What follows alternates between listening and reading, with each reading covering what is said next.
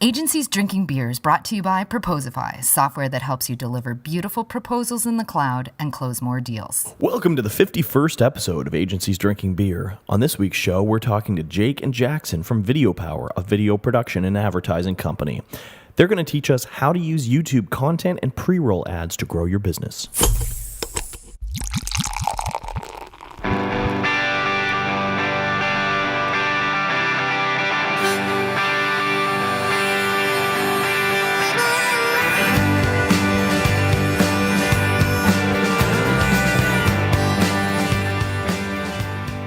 Boom shakalaka. Hello. Welcome, everyone. We're in good moods today, aren't we? We are. It's Friday and We're having some laughs earlier. busted a gut. Basically, it's just you using the GarageBand settings to mess our voices up and give us like high-pitched I voices. used mouse voice. Mouse voice. It's little things in life that, come on. Just hearing... Simple minds. I know, we're just saying... completely normal things, but in a mouse voice, and then just giggle. We were giggling like little girls. Yeah, Yep. that's how we roll. Yep. Cool. Well, we have a really good interview coming up with the guys from Video Power. Very cool company. Yeah, and I met Jackson at the Infusionsoft conference in Arizona. What a great guy. Just a feel-good guy. Yeah. The last couple of guests, I feel like, have been from Infusionsoft. Yep. We had Amanda Holmes last week. These guys, I don't know. You met a lot of people, I guess. Yeah, it was great. Yep. And I like the fact that on the Amanda Holmes interview, you called our Infusionsoft contact a cuddly teddy bear. I did. He liked that, too. He messaged me about that. Oh, did he? Yeah. I was wondering about that. Marcus Nice. Murphy from Infusionsoft. I love that guy. He's a wonderful guy. So one thing I want to talk about today is lazy leadership. What is that? It's funny because I was thinking about writing this post. Just launched a blog post today, and it's called "Stop Hustling and Grinding. Start Working Lazier and Smarter." And I was thinking about this because I don't know about you, Kevin, but I'm kind of sick of seeing posts from like entrepreneurs and gurus that talk about like, hustling and working a lot. It's like, oh, if you work 35 hours a week, you're lazy. You're not doing it right. And so many people are just like, I talk to friends who are business owners or starting a business, and they're just talking about like grinding, for 12 hours a day, working all the weekends, and, not making really a lot of time for anything else. And Hold on a second. That sounds like my generation. Are you talking to older dudes? no, young guys. Wow. Yeah, especially like early 20s, people that often aren't, they're not married, they don't have kids yet, so they're just like grinding away. I mean, my stepfather was a stonemason. That's all he used to talk about. Hey, you got to do 12 hours a day to get somewhere in life. Yeah. Well, there you go. Maybe it's not a generational thing. It's just a mindset. Yeah, But mindset, yeah. I don't know if you recall, but way back in the day when I was freelancing, and I think the first few years of Headspace too, I did that a lot. I worked till like 3 or 4 a.m. and, I'd sleep in, but, it was just, I just worked a lot and I burnt myself out. And really it didn't have it didn't have a great impact on the business for the better. You work, you slave away, and then, it's still, it doesn't necessarily improve things. But I noticed with Proposify, once we had kind of raised the money and gone off and started doing it, I just don't have it in me to do the late evenings and work on all the weekends. I mean, I do sometimes, or later in the evening, I might answer a couple support tickets or send a couple emails. But I'm talking about like head down, focused, work all night kind of thing, or work for like an entire Saturday or that kind of thing. I just didn't do it a lot anymore. Well, it's the old cliche, work smart. And I remember a few years back, you brought he's actually a friend of ours, a local business, great at what he does, at his craft. You brought to my attention their blog and how he was going on and on about, burning the candle, staying up. Yes, that's right. And that was great because, some people trying to use that as a positive, and that, I'm burning the candle. And you brought it to my attention that's a negative in some ways, because it's showing that he's not working smart in a sense, right? I mean, it's not optimizing your time properly, or because you shouldn't be doing that. No. And it was kind of funny because it's just coincidental that around the time that I was kind of thinking about this post, a guy named Andrew Wilkinson, I'd love to actually have him on the show. I might ask. He's the founder of MetaLab, which is a very... they've got an amazing reputation. They're based out of Vancouver. They're a design, UX company. They actually designed Slack, the app that we use every day. Wow. Yeah, Slack was their client. But they've done a lot of really good work. And so the founder is named Andrew Wilkinson, and he posted an article on Medium called "Lazy Leadership," and so he talked about how he said, "I just want to read the first part because it's ties into what we're saying." So he's like, "Let's just get this out there. On paper, I'm a terrible CEO. I avoid going into the office. I only meet with my team a couple times a week, and I especially hate giving speeches, coming up with vision statements, leading meetings, and all the other CEO-y stuff you read about." And to make matters worse, I really start work before noon. And so he kind of talks about, it's a really good article you should check out. He talks about how, like, by conventional terms, he's lazy. And he always thought that was sort of like his Achilles heel. But then, when you really look at what he's done, he's companies employ over 200 people. He's invested in 30 companies. He's, done well. And so essentially he lays out this sort of lazy leadership, which is thinking about your business like a machine. Instead of being a cog in the machine, you work on optimizing that machine. Like it gives the example, Henry Ford didn't build cars, he built factories, right? Yeah.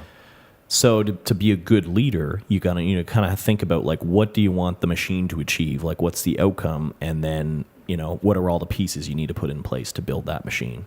And you don't have to slave away trying to do it all. I think that was my mistake at Headspace, is I probably didn't trust people enough to do certain parts of the projects or to manage the project. So I felt like I had to try to do everything on a project instead of thinking about, like, getting the right people into place and delegating it and working more on the business. I think that's been the big difference for me.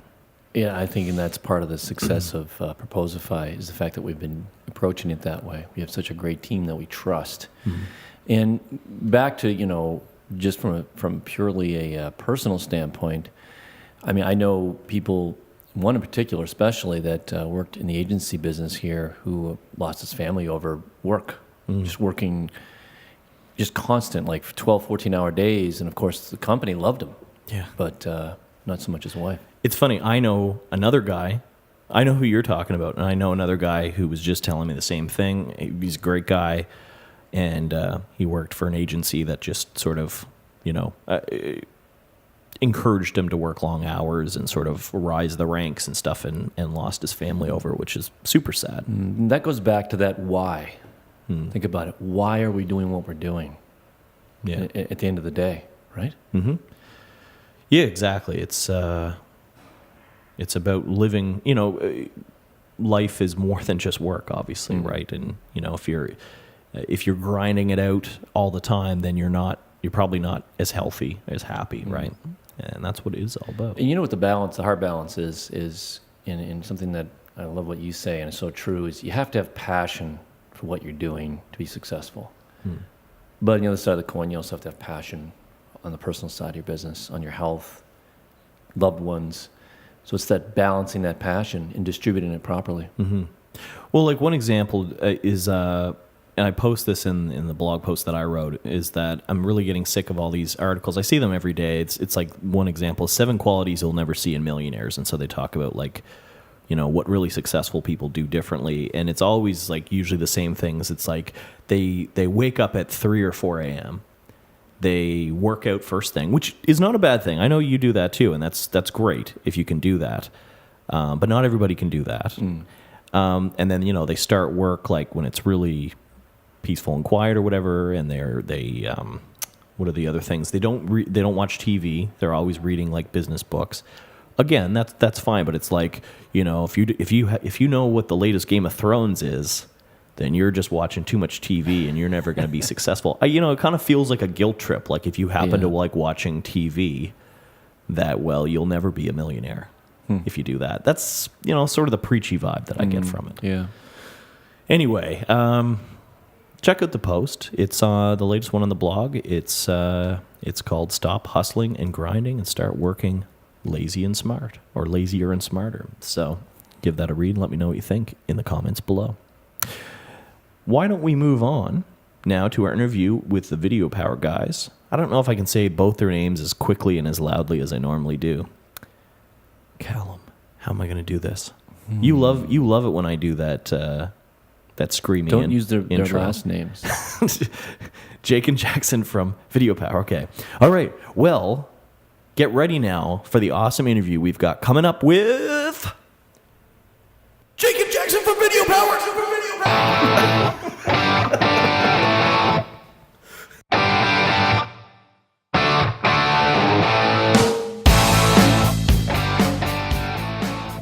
I'd like to introduce Jake Larsen and Jackson Calame on the show. Jake is the founder and CEO, and Jackson is the partner and guy who does growth and business development and all sorts of things.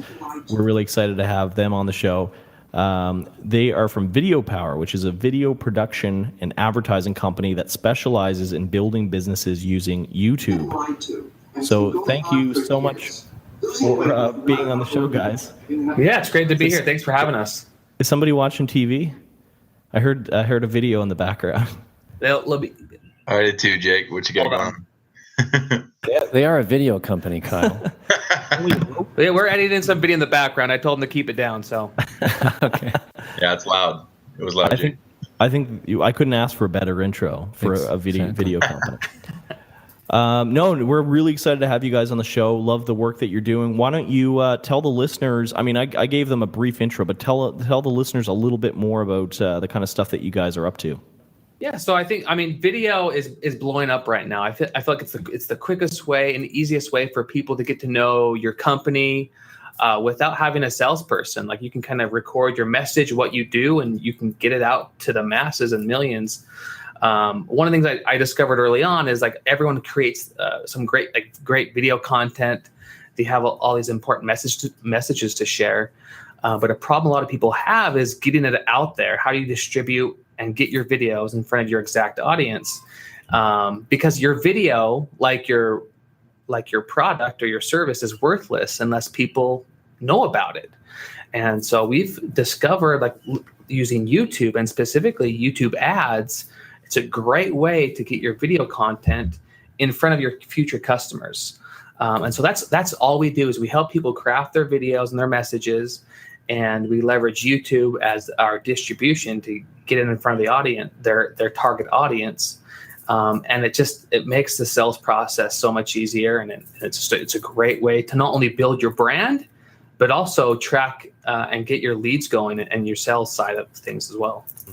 It's a really interesting angle too, because there's so many video companies out there, but the fact that you guys really specialize not just in producing a good video and producing content, but then marketing that and using the YouTube platform. Like, I love the headline on your site about how there's like a Super Bowl every day on YouTube, and how do you get in front of that audience? And people, I always tell people, like, your company or your message, if we were to put you in front of a Super Bowl, if you had your own Super Bowl commercial, what would you say? And is your message important enough to be on the Super Bowl?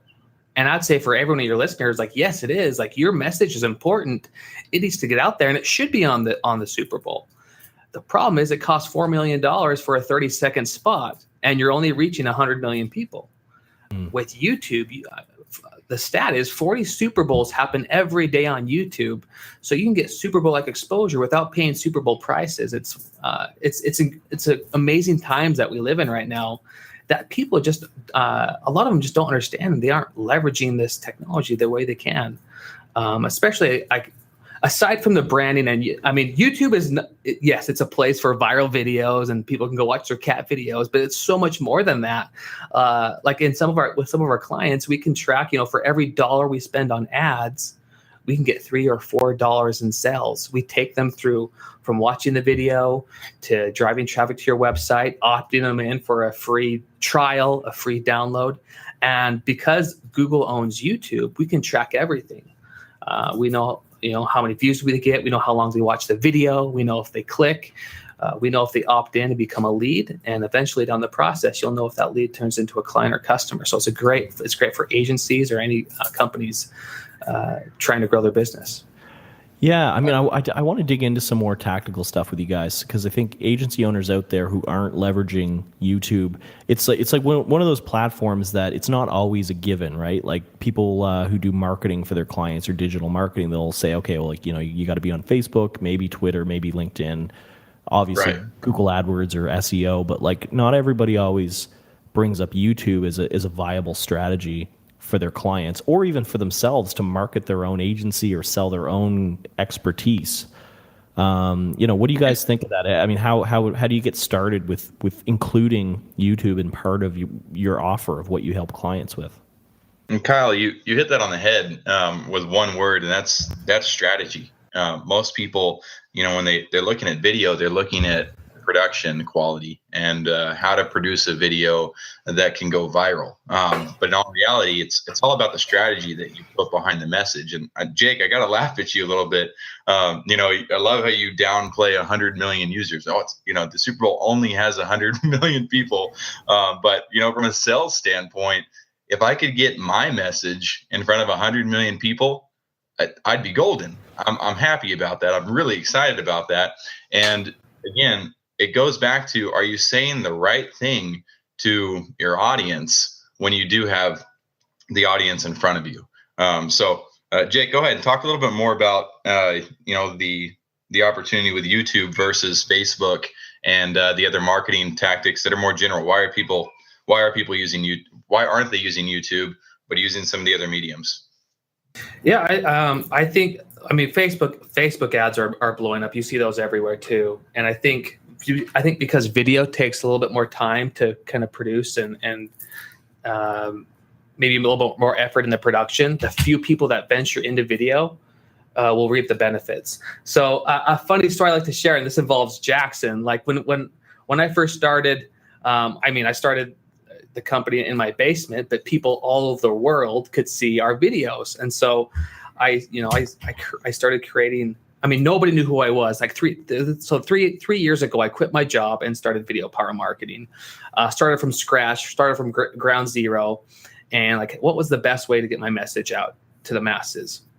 I wanted to start building my email list, so I created a free video marketing course, and I needed to get people into my email list because I wanted clients and I wanted sales. So I created a video, I started advertising, and people would see my ad, they'd click on it, they'd go to my landing page, they'd opt in, and then from there, my email, I would send out additional videos sharing them about my services, what we do, and I'm just teaching. This whole time, I'm just teaching people about what we do, and then they get so much value from it and they see the videos and they see me, they hear me, so they already want to work with me before they even. Before I've even talked with them. It's like a 24-hour salesman. Mm-hmm. And so it was funny because that's how that's how I get clients, that's how I get customers, and that's what we do for other people. These are the systems that we help install for our clients. So when Jackson came on board, do you have a question? I was just going to ask, sorry to interrupt. I was just curious about, in terms of, like, you talking about you're essentially 24-hour salesman because they can look at the video anytime, and they can see you, they can hear your voice, they can see your gestures. And that the talking head stuff still seems to be very big and still very effective. Do you think, versus what a lot of clients think of when they think of videos, which is like hiring actors and having a story and a script and kind of making it more of an advertisement versus somebody who knows what they're talking about, just sharing their knowledge and their expertise? What's your kind of opinion on that content versus kind of pre-roll advertising kind of stuff? Yeah, so I think people are looking for relationships. I think I always laugh at those car commercials where it's like, we're having a fire sale, you gotta buy now, and they're just yelling at people, and I'm just like, why are we still yelling at people? Like, nobody likes that. It's about building engagement. So, like, for example, in our ads that we do, we always start out getting the audience attention. So when I first started out, I said, hey, are you a marketer or an advertiser, if not, skip this ad. I don't want to talk to you. I want to talk to the people who have an important message to share that they want to market it. So like right there, it's a great filter for getting the right audience. I also think that I favor authenticity and connected with people's faces. So as far as the video content goes, I always say, you know what, let's get the founder of the company or someone who's just really passionate about the product, get them in front of the camera and show a demo and just start having them teach. And then I think that's how people connect. People connect with people. So it doesn't have to be super polished. I mean, decent lighting, decent audio, but overall, it can be just somebody talking and sharing their experience. In fact, it shouldn't be polished initially, and for most cases, Kyle, because you've got the average person out there, the average realtor, for instance, who could be leveraging YouTube to dominate their city. My name is Jackson. I'm with Keller Williams Realty in San Antonio, Texas. If you're not looking for a house right now, feel free to skip my ad. That message right there, I've just branded. And I've just invited people to, ignore me if they want to, with a little pattern interruption there. But we have people who shoot these on their iPhones. And there's no reason you can't, because nobody expects a local realtor to be Steven Spielberg. They don't expect this high production value. In fact, I think in some cases, the higher quality or that you shoot for and aim for, the more flaws people notice in it, and the more people realize you're not being genuine, you're not being who you are as a brand. So when Jake, when I come into this company with Video Power Marketing, I partnered with Jake. I was just dumbfounded, because I'm used to cold calling. I was asking him if I could upload email lists and put in all my old school sales tactics, which aren't bad. They're just the long, hard way to do business. And here I have a team that's profitable and that has a product that's selling itself, and they've never even called somebody who's bought the product or somebody who was inquiring about the product. People are just going on and buying because they're connecting with Jake firsthand in these videos, and they almost feel like a friend before they even talk to him. I know, it's funny because I was always laughing at Jackson. He's like, "How many calls do we need?" I'm like, "Dude, check this out." And I kind of just pull the curtains back. I said, "See, like this video campaign that we have, this always gets us like this many leads a week. And then from here, they keep consuming our content. So just hold tight, and people will fill out our contact form, and they'll be reaching out to us. So you don't need to worry about cold calling." And he was just like mind blown. It was kind of fun. Which is really what marketing should be anyway. It should be generating leads for salespeople to follow up and close, not salespeople trying to, except in certain circumstances, right, going out and trying to like do a bunch of outbound kind of interruptive kind of stuff. Yep. Yeah. Exactly, and I come from an enterprise sales background, and the cycles are 3 to 6 months typically on enterprise sales. Video chops that down, Kyle. I mean, it's so neat because you can remarket to people. So if they get the initial message up front in a video, that's, again, we're not going for cheap budget, we're going for low budget, just genuine video to get the message out. Then they visit the website, they learn about it, and they say, you know what, I just don't feel comfortable yet. Well, let's say they go back to YouTube the next day or the next hour and watch another video, and boom, they see another video by the enterprise team talking about some of the benefits of the software. And then they see another video a week later with testimonials in it. What you're doing is you're eliminating the amount of times the customer has to tell you no, because they're hearing all their objections overcome in a video series. I would think too, like when you talk about the volume of people that watch YouTube, it's almost not as impressive, at least to me, as the fact that you can target people. Because if you're looking at a Super Bowl and you say, okay, there's 40 Super Bowls every day, we all know with Super Bowls, unless you're a very general consumer product, like you sell chocolate bars or sneakers, you're probably not going to appeal to 99% of the people watching the Super Bowl, but that right. 1% is enough volume that, it could do wonders. But with YouTube, like, I almost wouldn't want 1 million people to watch my video. I'd rather, pardon me, the 10,000 that are like super targeted and interested and ready to buy it, Right. Yeah, and that's, you can get hyper targeted. Like one of the tactics that we use with our clients is we target people's competitors' YouTube channels. So if you're ever on YouTube, you see those ads, you can skip after 5 seconds. One of the ways that we grew our business was I put our ad on these giants, other marketing giants, when I was, nobody and first starting out. So before they could watch their video, they had to watch my video. And it was kind of a great way to kind of hijack and leverage their audience to build our following as well. Mm-hmm. So any video, and let's say you're on a YouTube channel that talks about like car mechanics or how to fix your car, and then your company sells like car accessories or truck accessories, or that's a relevant audience. Well, before they can watch the video on how to fix your car, they're going to see your car accessories video, and it's matching up the audience with the message, and hey, that you just get them off of YouTube and on your landing page. So yeah, I wanted to ask this question, Jake, just on that topic, because I guess not everybody thinks about the fact that YouTube is owned by Google, and the search power behind Google is basically what's powering YouTube, right?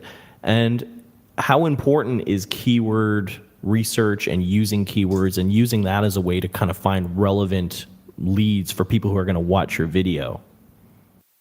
Yeah, I mean, it's critical. I mean, YouTube, people go to YouTube for one of two reasons, and even Google. They go to learn something new or to be entertained. And so the beauty of this, if you go into YouTube right now and you go into the search bar, you start typing something, and that shows you exactly what people are searching for. So kind of our key strategy is you don't start off with what your product is or what your message is. You start off with what people are searching for. So like if you go in and if you go to how to get leads and sales, people search that all the time. How to get leads and sales for my business. And you have a marketing company that helps other companies get leads and sales, where you make a video about that, and it will rank right there as a top search result. Let me play devil's advocate, Jake, on that too, because it's important. But here's a neat thing, Kyle, that I think you and I both realize I come from a search engine optimization background as well. One of my companies built websites for small, medium businesses, and keywords. I mean, that's like an outdated buzzword almost at this point, with how big it's been for so long. We have a lot of clients that come to us and they still don't know their keywords. I'm really surprised at how many people put a question mark after one or two keywords, and we've asked for 5, and they don't even know their 1 or 2 core keywords. And we're still able to deliver them conversions and results, because it's not live or die by keywords. Keywords is simply another opportunity because YouTube's not being leveraged. So if you do know your keywords and you have the power of video on your side, you're just double banking. But it's nice to know that you don't have to have your super metrics of, okay, what are the isolated keywords I have to focus on just so I can get a chance of grabbing some views from users. Yeah. Well, I mean, I wanted to ask this because with traditional SEO, you've got, you've got your what do they call them? Hightail keywords, I guess, right? Like the very popular, highly searched, highly competitive keywords, like say, learn about sales or something. And then they've got the longer long tail keywords, which are kind of the more longer niche, but more specific and probably more higher intent to buy keywords. Where if you build up enough of those over your website long term, you'll get a lot of different long tail keywords coming to you. But you can directly impact how they're ranked in terms of inbound links and heading tags, a little bit to some degree, the content that's on the page or the length of the content. YouTube, I mean, it is a video. You do have a description box, but is there anything that you can do to kind of impact what video you're producing ranks for certain keywords? Well, and here's the beauty of the advertising on YouTube. If you guys are currently using pay-per-click advertising, keywords are getting really expensive. I mean, some keywords cost $20 cost per click. So it's crazy expensive how expensive. I'm just repeating myself. It's crazy how expensive keywords are getting. With YouTube, it's not a cost per click; it's a cost per view. And a view is around like 5 to 7 cents cost per view. So a keyword that costs $20 cost per click on the Google search network, on YouTube, you can use that exact same keyword, but for YouTube, and pay 7 cents cost per view. So I mean, it's kind of I call YouTube, it's the bridge between TV and pay-per-click advertising. So you can reach just as much the same, like a ton of people, and still be very specific with who you're targeting, and you're not having to spend a ton of money on your pay-per-click advertising. So I also want to share a quick story about Jake. Jake, I'm gonna fill in your story here so that you can kind of dive into why the view is so much more important than it even sounds too. When a couple years ago, before Jake started Video Power, Google actually approached Jake and his company at Zag to offer him to become one of 10 YouTube ambassadors for the new advertising platform. So Google invited them out, these 10 companies, to learn about the ad platform before everybody else. And ultimately, their message was, we want advertisers to stop sucking.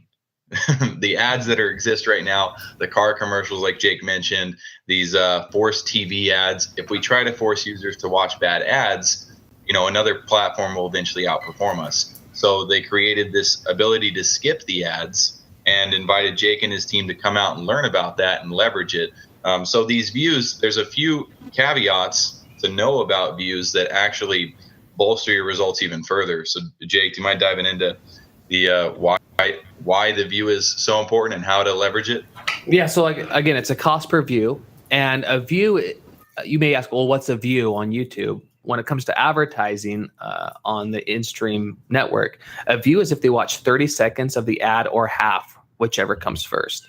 So if you have a 60-second video, and let's say the user skips after 29 seconds, they've watched your video for a full 29 seconds, but they skipped it before it hit that 30-second threshold. So it's basically 29 seconds of free branding. They haven't engaged with that yet, which is super powerful because YouTube is set to take out TV. And when there's TV commercials going on, I mean, I'm never watching TV commercials. If I'm rarely watching TV, like a basketball game or something, and a commercial pops up, I go straight to my iPhone. Like, it does not have my attention. But with YouTube, you get the power to skip it if you're not interested after 5 seconds. So, and sometimes though, because some ads, I don't know why there's no skip button. You have to watch like 20, 30 seconds. Do they have to pay more for that? So I hope they don't. I'm not a fan of those ads, and so we don't use those at all because, again, I think you should be able to choose what you want to watch and choose your advertising. So we don't set those ads up. It's a lot more powerful when somebody chooses to watch your ads, and it's funny because you think, I tell people what we do, and like, oh, YouTube ads, I hate those. I always skip them, and that's okay because you're not the target audience. But at the same, if you do it right, if you grab their attention, you provide value. We've had a lot of clients where they're like, oh my gosh, people see our ads and they give us compliments all the time. Like they leave comments like, we loved your ad. This was great. It got my attention. Yeah. So, and it's within that. I almost think that compared to TV, especially, it's that first 5 seconds you need to grab them. You mentioned something earlier, and I know there's a guy I watch that I like named Dan Martell. Right, he produces really good content for entrepreneurs. And he does this thing. I don't think he made it up. He might have stolen it from somebody else. But he starts off the ad by going, "Hey, I only want to deal with entrepreneurs who are ready to grow their business. If that's not you, hit that skip button because I don't want to talk to you. But if you are an entrepreneur who wants to grow their business, listen to this." Where do you get that? Gets my attention every time. So can I tell you? I don't know if you're messing with me or not, but we set up that video ad for him. Did you Seriously? know that? Yeah. What? No way. Holy. What? We love Dan Martell. I talked with him. Like, Small world. week. Actually, he's from the Maritimes, man. Yeah, he's a great guy. So the story with Dan Martell is he saw me speak at a conference, and has a great YouTube channel. You should go check it out if you haven't. But he provides great content for entrepreneurs on how to scale their businesses. And so we went out to lunch in San Diego. We just totally geeked out over everything. And they said, let us help you support you with these ads. And so, we said, yeah, if he's one of the opening line was, YouTube thinks you're an entrepreneur. So if you are, keep watching this ad. And then again, we set the campaign up for him. So we target entrepreneurs. We target the keyword entrepreneur. So anyone searching for Steve Jobs or Gary Vaynerchuk or any of those people are sure to see his video. So that's funny you mentioned that, because we worked with him quite a bit on it. You guys are the real deal. Well, yeah. That's amazing. Isn't that a weird coincidence? Wow, That's he's great. Literally in New Brunswick, right near us. Yep, he's a great guy. I when you started telling me that story, I'm like, "Are you serious right now? Like, how did you know he was our client?" But that's kind of creepy, isn't it? It's funny. You'll also see the same type of trend in like John Lee Dumas podcast commercial. He asks you to skip the ad, there's a couple ways to grab that attention in the first 5 seconds, Kevin. That makes a huge difference. And then on the other side of that too, though, is most of these commercials that we're used to seeing, where do they wait to put the call to action at? The call now, they wait till the very end of the ad. And we're all for, if you've got a great promotion, put it towards the beginning of the ad, put it towards the 15, 20, 25 second mark so that people know you're going to guide them to do something. So you guys you're busy, you're growing the business. You got clients. Like, is there a certain demographic or a certain, speaking of targeting, do you guys have a certain niche in terms of the kinds of businesses that come to you for work or that you specialize in? Is there any kind of particular client where you go, no, that's not what we're good at, go somewhere else? We've had successful case studies in a lot of different niches and industries. So like real estate, lead generation, SaaS companies, and e-commerce. It works well with, I say, as far as filters go, if they have video, we like working with them. If they have a great product and customers, we like working with them. And basically, we just connect the dots. So we just connect the dots from their product and their offer and their landing page with their videos. We build the bridge from YouTube to the landing page with a good clickable call to action. And really, we love working with companies that are ready to scale.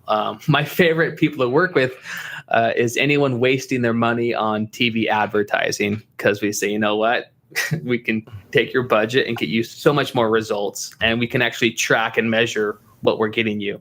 There's that, what's that quote in advertising? They say, 50% of my ad budget works. The other 50% doesn't. I just don't know what's working and what's not. That's not the case anymore. It reminds me of, I don't know if SEO people still do this, but I know it was a big sales strategy back in the day. It was to target people who advertise in yellow pages and to go after them and say, why are you wasting your money on yellow pages? You can advertise online. And you guys are like kind of doing the same thing with TV. Like, why are you getting these TV ads? You could be doing a whole lot better on YouTube. Yep. Yeah, and it's easy to, the biggest reason why for our targeting purposes is we know they have a budget. If they're spending on TV, then they know that advertising is important. And we also know they have the budget. The other neat thing about kind of what we do and how we do it is some of these video producers out there, bless their heart, I'm sure they're just trying to keep their businesses going. But we see them stop after saying, hey, I've produced a video for you. If it brings people in, great. But if you don't close them from there, it's not our fault. And technically it's not, but before we take somebody into the realm of video, we want to know, does their landing page convert? Do they have an offer that people are actually going to buy? And if they don't, it helps us set their expectations to know that one of the benefits of advertising is also seeing what's working on your own website. Because if you have opt-ins and nobody's buying your product, and going past your landing page, well, it tells you right there, there's a big siren going off in customers' heads when they land on your landing page, and we need to fix that first. Fix the bottleneck before you start driving more traffic into the funnel. Exactly. You've I don't want to put you on the spot because you might not have prepared for this, but I've enjoyed going through your blog earlier, and one of the posts that caught my eye was how to create YouTube ads that don't suck. Mm-hmm. And that was a cool angle. Do you want to like walk listeners through how to create YouTube ads that don't suck? So we call this the video ad formula, and we've already touched on a couple points. So again, the first step is getting their attention. How do you get their attention? You call out the exact audience with what they're looking for or what their need is. And I think again, Dan Martell's video is a great example. He helps entrepreneurs grow and scale their business. So in the first 5 seconds, he needs to use that keyword entrepreneur and kind of get their attention. So, hey, like, are you an entrepreneur? If not, skip this ad. Or we had another client in real estate that said, if you want to live in the best homes that Las Vegas has to offer, keep watching this video. And what that does is, I mean, anyone who's maybe not interested in buying a luxury home, they're going to skip that. And that's totally okay because you're not wasting your ad spend. So that's kind of some tactical advice on getting their attention. And then after that, show value. So tell them who you are, tell them a powerful story, and really show how you can bring value to their lives. Show them how their service works and some results that you're getting. And the last step in the video ad formula is the most important part, and this is where a lot of people fail, is a strong call to action. A story I'd like to share is we had a client come to us and said, "Oh, we want to have an awareness campaign." And I said, well, you realize when we're doing advertising, awareness is guaranteed. Like, people will be aware of it because they're going to see it, and that's guaranteed. And I hate that. I hate that word awareness. We had so many customer or clients back in the day at Headspace, our old agency, that when we were doing a new website, and we go, what's your conversion? Like, what's your call to action? How do you know that it worked? Like, buy a product, sign up. Oh, it's just awareness. We just want them to be aware. And we're just like, And so my question, I feel your pain. Yeah, the question I follow up is, once people are aware of your brand, then what do you want them to do? And she said, oh, we want people to go to our website and donate. I'm like, okay, there's the call to action, right? So every video, I mean, I tell people, after somebody watches your video, what do you want them to do? And typically it's, go to our website and download a free report, get a free consultation, get a free trial. And if you do it correctly, like, I know some industries, their cost per lead is, $30, $40 cost per lead. If you follow this video ad formula correct and you're targeting it correctly, you can cut that cost per lead in half. So it's kind of really fun stuff. And I would make that call to action clickable. So you show people visually, and as well as tell people to click here to download now. It's amazing what people do when you tell them to do it. They'll do things. And it's cool now because YouTube offers, like, you can make really interactive elements in your video, right? Like, you can have if you need a big glossy button that people can click, you can do that, right? Yep, they're called they're annotations. So you kind of put the graphic in there, and then in the YouTube software, you just go and create a clickable annotation. There's YouTube cards that they have now. They're starting to come out with a couple new features as well for mobile, so you can click on the video from your iPhone or from a mobile device, which is very helpful. So there's a lot of. For those of you who have struggle to visualize this, like I did initially, annotations. When I think of those are those red ugly boxes that pop up on typical YouTube videos. You see, they look like they're gonna scam you, or they're gonna get a virus if you click on them. I hate those versions. But what we do is like little AdWords, like little spots. We create a graphic overlay, and so within the video itself, if you create a visual graphic, you can actually make the annotation transparent. And so what it shows is your graphic overlay that's beautiful and says "click here now" with your own design and fonts. And then people will click it. In fact, those annotations are the best producing if you put a graphic overlay where the transparent box goes. Can you make those annotations go to, like, obviously a separate URL, like a landing page, but can you also have them like subscribe to our channel or like a video, do anything within YouTube? Yep, absolutely. You can have them subscribe to your YouTube channel. You can also have them watch more videos. So if you have like a top of the funnel video, you just kind of want to get a general overview. At the end of that video, you can say, hey, if you're interested, check out our product demo to see more. And like, so you can kind of move people down the funnel all within like on YouTube. And so, I mean, imagine you got your sales funnel that you have people follow on your website. Well, you can kind of do the same type of funnel leveraging YouTube. That's awesome. Can you make those buttons scratch and sniff? I'm just curious. Not yet. I don't know if YouTube's looking into that. Okay. Kevin's dream is for everything that exists to be scratch and sniff. Yeah. That sounds like a UX man. That's because I'm from the 70s, right? That was technology back when I was a kid. I've just been absorbing your all your knowledge because my 8-year-old son started a YouTube channel about like 2 or 3 months ago, and he's like reviewing video games and like top 10 Batman characters, and like I've been learning a lot of this stuff, not because I necessarily want to, but just because he needs help like promoting his YouTube channel and doing different things. So I'm just like, I don't know how to do that. So thank you for all this great knowledge. Yeah.